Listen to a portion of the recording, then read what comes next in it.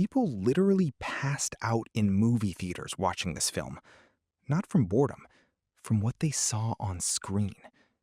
I'm talking about Terrifier 2, and if you think you know how dark a slasher can get, you have absolutely no idea. I'm Obscura. Welcome to Obscura Files. Subscribe if you want to keep your brain permanently disturbed, and let's get into it. 1 year. That's how long passed since Art the Clown was shot dead, by himself, in the middle of a massacre that left almost no one breathing. And yet here he is, lying on a metal table in the city morgue, one eye missing, casually staring at his own reflection in a mirror. Before the medical examiner can even dial emergency services, Art slits his throat, takes his phone, hangs up the call, and beats him to death with a hammer. Then, and this is the part that sets the tone for everything that follows, he plucks one of the dead man's eyes right out of its socket and uses it to replace the one he lost. Just like that. New eye, good to go. Halloween is coming. Art walks out of the morgue, finds the laundromat, strips down, puts his costume in the washing machine, and sits reading the newspaper, laughing hysterically at a headline about a family killed in a car accident. And while he waits for his clothes to dry, something appears that nobody expected. A pale, silent little girl. She waves at him, like she knows him. He smiles back. She then proceeds to have an explosive bout of diarrhea right there on the laundromat floor. Art finds this absolutely hilarious. The security guard wakes up confused, sees Art moving his hands in the air, because only Art can see this girl. And by the time Art leaves, clean clothes and all, the guard is already dead. This little girl is going to matter a lot. Keep that in mind. Now we meet Sienna. She's preparing her Halloween costume, angel wings built with silicone shoulder pads, while her younger brother Jonathan is obsessing over Art the Clown. He wants to dress as the killer for Halloween. Their mother Barbara shuts that idea down immediately. But Jonathan's room tells a different story. His computer is covered in research about Art, and the clown costume hangs on his door like a trophy. What we also learn is that their father died recently, and before he died, he left behind a sketchbook full of strange drawings, including one of Art himself and one of a young girl. More on that sketchbook in a moment.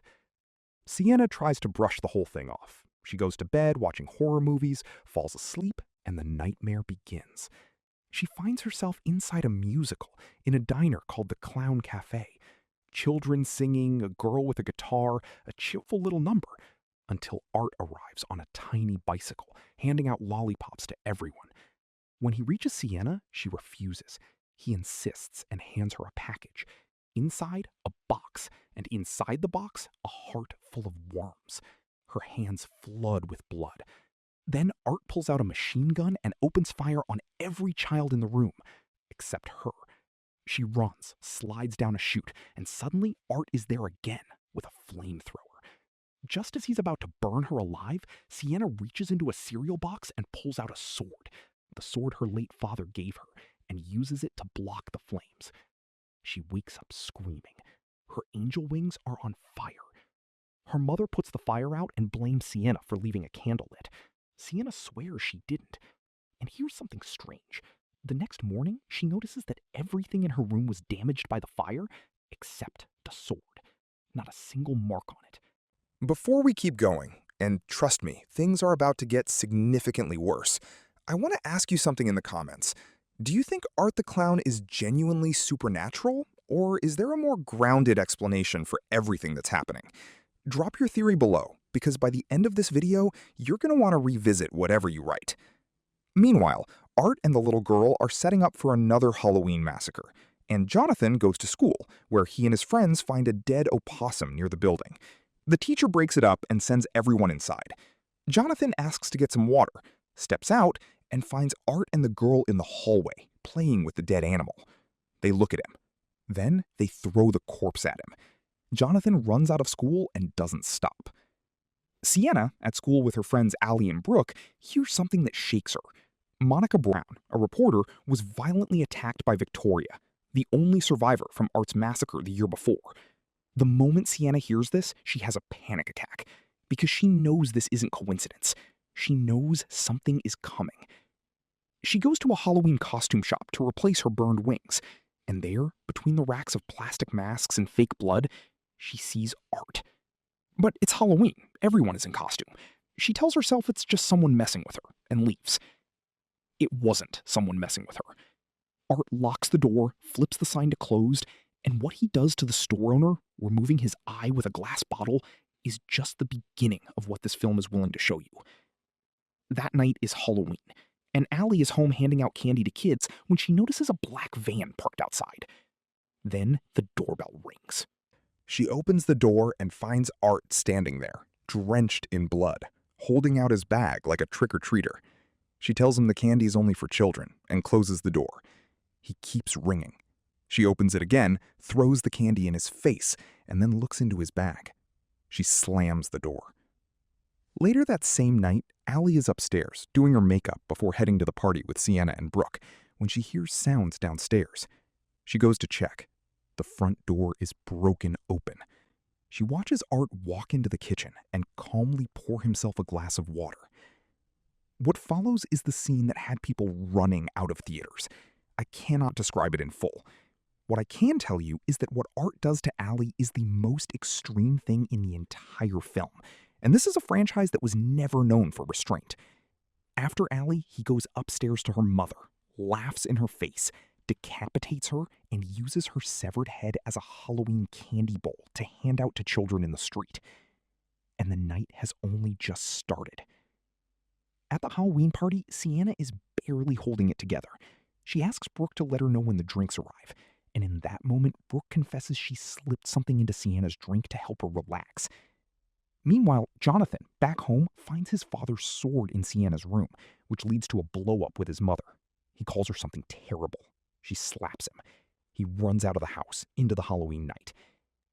Running down the street, disoriented, he hears a call horn and spots a black van. People are running. He approaches. He looks inside, and the little girl is staring at him from behind the wheel. Through the van's radio, he hears his mother's voice calling out to him desperately, begging him to come home. Back at the house, Barbara steps outside to clean up what she thinks Jonathan did to her car. Toilet paper, a smashed pumpkin. She's furious. She's distracted. Art is already inside. At the party, Sienna starts seeing the girl, appearing and disappearing, moving through the crowd. When the girl materializes right next to her, Sienna screams. Her friend and Brooke's boyfriend pull her out of there. Jonathan arrives home to find his mother in the dining room. She no longer has a face. Art walks in behind Jonathan carrying a tray with a bell, serving wine and mashed potatoes like a deranged butler, then smearing the food across what remains of Barbara's face like he's feeding her. Jonathan spots the girl and tries to run. Art catches him, injects him with a sedative, and takes him. On the way to the party in the car, Sienna's phone rings. It's Jonathan, saying he's trapped at an abandoned fairground and he's terrified because his friends left him. Sienna doesn't hesitate. She tells Brooke to go with her and head straight for the fairground. What she doesn't know yet, what we see, is that it wasn't Jonathan on the phone. It was the girl, mimicking his voice perfectly. Brooke's boyfriend steps away to relieve himself near the fairground entrance. Art finds him and drives a knife directly into him in a way that made an entire theater in Germany reportedly stand up and walk out simultaneously. Brooke finds a bathroom, tries to barricade herself in, grabs a plank to fight back, and Art responds by throwing acid directly into her face. Then he beats her with a nail-covered bat. Then he tears her heart out and eats it. Sienna finds Brooke's body. She collapses. She's crying. And then she looks up, and Art is standing there, watching her, smiling, giving her a little wave. She grabs a piece of wood and hits him between the legs.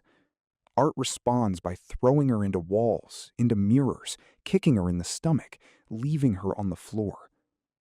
Jonathan wakes up surrounded by moving mannequins and the girl tearing at her own face. He hides between boxes.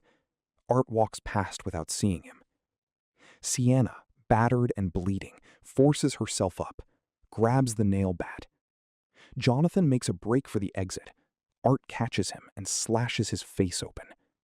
Sienna charges from behind and drives the bat into Art's skull. They run. They find a room full of hooded mannequins. One of them moves. Art bursts out and starts whipping Jonathan. Sienna jumps on top of her brother and takes the lashes for him. Then she rips the whip out of Art's hands and beats him with it. Savage, relentless. She picks up an iron pipe and drives it through his head. She thinks it's over. It is not over. Art grabs her from behind and chokes her unconscious. When she comes to, she finds Art standing over Jonathan's motionless body. She attacks. He grabs her, strangles her, and throws her from a height into a basement pit.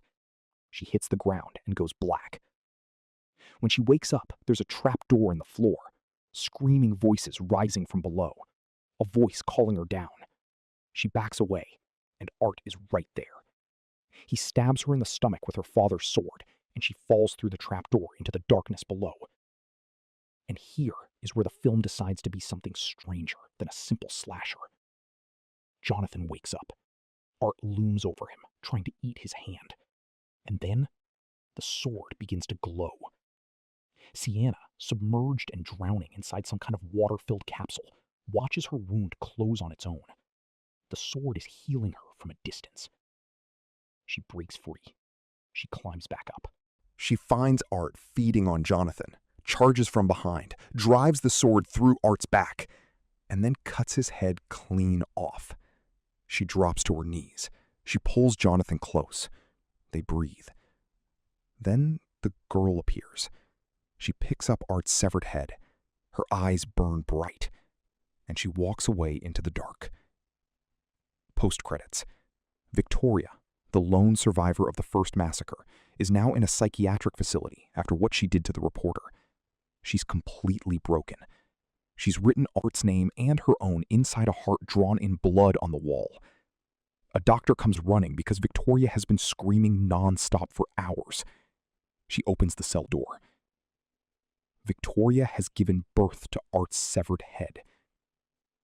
That's where the trilogy stands. And if you made it to the end of this video, first of all, you're tougher than most people who walked into a theater to watch this. Second, go drop your theory in the comments about whether Art is supernatural or something else entirely. Because based on everything we just saw, I genuinely don't know what the right answer is. I'm Obscura. This is Obscura Files. Subscribe if you want more of this. And don't come back if you're easily impressed. Because we're just getting started.